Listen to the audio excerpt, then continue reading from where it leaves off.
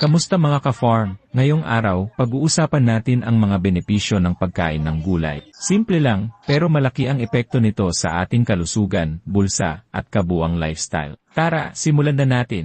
Una sa lahat, alam naman natin na ang gulay ay punong-puno ng vitamins, minerals, at dietary fiber. Mga halimbawa, malunggay at kalabasa para sa vitamin A, panlaban sa impeksyon at pampalinaw ng mata. Kangkong at pechay naman, sagana sa iron at calcium, para sa malakas na butot-dugo. Ang kamatis at talong, may antioxidants na panlaban sa cancer at sakit sa puso. At dahil high in fiber ang mga gulay, napapabuti rin ang digestion at bowel movement, iwas kabag, constipation, at colon issues. Alam mo bang nakakatulong din ang gulay sa pagpapapayat o pagmaintay ng tamang timbang? Mababa ang calories ng gulay pero nakakabusog, kaya iwas tayo sa sobrang kain ng matataba o matatamis. Perfecto sa mga gustong magbawas ng timbang o iwas diabetes.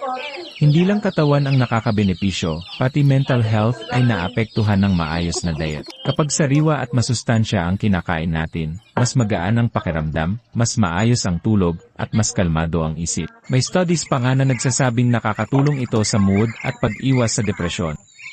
Siyempre, kung tayo ay nagtatanim o bumibili ng local gulay, mas tipid sa gastos kumpara sa processed food. Plus, mas environment-friendly pa. Hindi naka-plastic, hindi dumaan sa malalayong biyahe, kaya mas sustainable.